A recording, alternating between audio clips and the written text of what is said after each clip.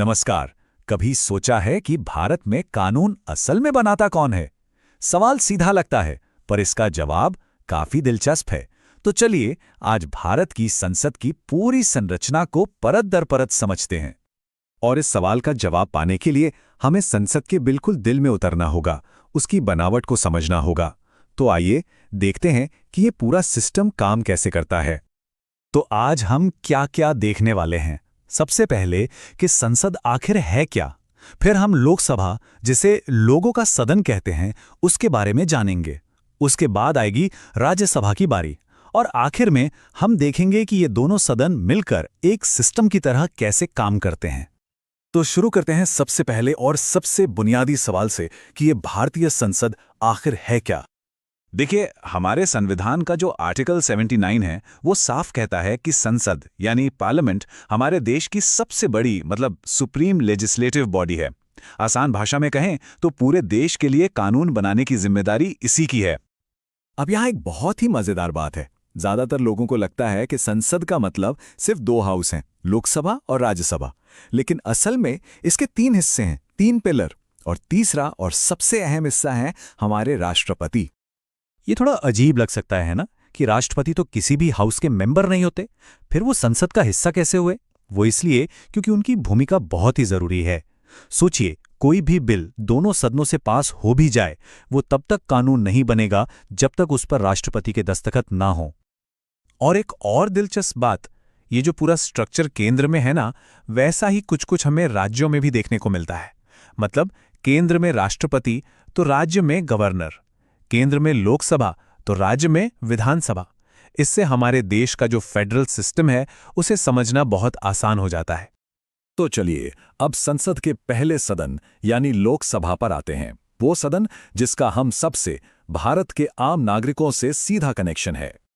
इसकी कहानी शुरू होती है 1952 में, जब पहले आम चुनावों के बाद इसका गठन हुआ, और फिर 1954 में जाकर इसे इसका आधिकारिक नाम मिला, लोकसभा, मतलब लोगों का सदन। अच्छा, लोकसभा की कुछ खास बातें हैं जो इसे बहुत अहम बनाती हैं। इसे लोअर हाउस भी कहते हैं। इसकी मेंबर्स को हम और आप यानी जनता सीधे वोट देकर चुनती है। इसका कार्यकाल 5 साल का होता है, और ये एक टेम्पररी हाउस है, मतलब इसे भंग किया जा सकता है। और यही चीज कि ये सीधे जनता से जुड़ा है और अस्थायी है, इसे बहुत शक्तिशाली और जवाबदेह बनाती है। और हां, अगर किसी को लोकसभा का सदस्य बनना है तो वो भारत का नागरिक होना चाहिए और उसकी उम्र कम से कम 25 साल होनी चाहिए। ये 25 साल की उम्र वाली बात याद रखिएगा, आगे काम आएगी जब हम राज्यसभा की बात करेंगे। तो काफी समय तक लोकसभा में मेंबर्स की कुल संख्या 545 हुआ करती थी। लेकिन 2020 के बाद ये नंबर बदल गया। एक संवैधानिक संशोधन हुआ और ये संख्या घटकर 543 रह गई। अब सवाल यह है कि ऐसा हुआ क्यों? वजह थी 104वां संविधान संशोधन। इस संशोधन के जरिए एंग्लो इंडियन कम्युनिटी के लिए जो 2 सीटें नॉमिनेट की जाती थी, उन्हें खत्म कर दिया गया, और इसी वजह से सीटों की कुल संख्या में ये बदलाव आया। अब बात करते हैं लोकसभा के एक बहुत ही पावरफुल टूल की, अविश्वास प्रस्ताव या नो कॉन्फिडेंस मोशन। ये एक ऐसी ताकत है जो सिर्फ और सिर्फ लोकसभा के पास है। विपक्ष इसे ला सकता है, और अगर ये पास हो गया तो सरकार को इस्तीफा देना ही पड़ता है। मतलब सरकार की असली जवाबदेही इसी सदन के प्रति है।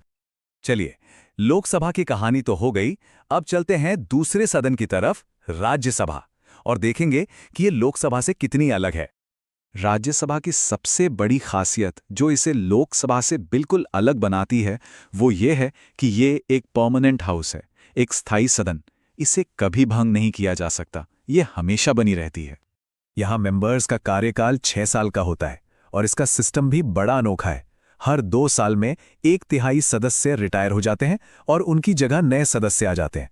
इससे होता यह है कि सदन में निरंतरता भी बनी रहती है और नए विचार भी आते रहते हैं। और यहाँ सदस्य बनने के लिए योग्यता क्या है? भारत का नागरिक होना चाहिए, किसी लाभ के पद पर ना हो, और याद है मैंने लोकसभा के लिए उम्र बताई थी, 25 साल। यहाँ राज्यसभा के लिए न्यूनतम उम्र 30 साल है। अगर हम राज्यसभा की आज की कॉम्पोजिशन को देखें तो इसमें कुल 245 सदस्य हैं। इनमें से 233 तो राज्यों और केंद्र शासित प्रदेशों से चुनकर आते हैं और बाकी के 12 सदस्यों को राष्ट्रपति नॉमिनेट करते हैं।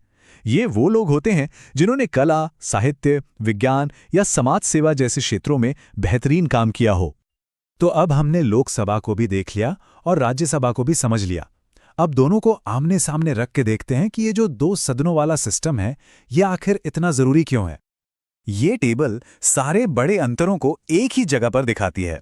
देखिए, लोकसभा में चुनाव डायरेक्ट होता है, राज्यसभा में इनडायरेक्ट। लोकसभा के लिए मिनिमम उम्र 25 साल, राज्यसभा के लिए 30 साल। लोकसभा 5 साल के लिए होती है और भंग हो सकती है, जबकि राज्यसभा एक परमानेंट हाउस है। और सबसे बड़ी शक्ति, अविश्वास प्रस्ताव लाने की ताकत सिर्फ लोकसभा के पास है। वहीं राज्यसभा राज्यों के हितों का प्रतिनिधित्व करती है। वैसे ये जो हमारा पूरा पार्लियामेंट्री सिस्टम है, जिसमें 2 हाउसेज हैं, कैबिनेट स्टाइल की सरकार है, ये हमने ब्रिटिश संविधान से अपनाया है। इस ऐतिहासिक कनेक्शन को समझने से ये भी साफ होता है कि हमारी व्यवस्था का ढांचा ऐसा क्यों है। और आखिर में एक बड़ा सवाल बचता है जिस पर सोचा जा सकता है। भारत जैसा देश जहां इतनी विविधता है, क्या वहां ये 2 सदनों वाला सिस्टम एक जरूरी चेक्स एंड बैलेंस बनाता है, या फिर कभी-कभी ये तेजी से फैसले लेने और शासन चलाने में एक रुकावट बन जाता है।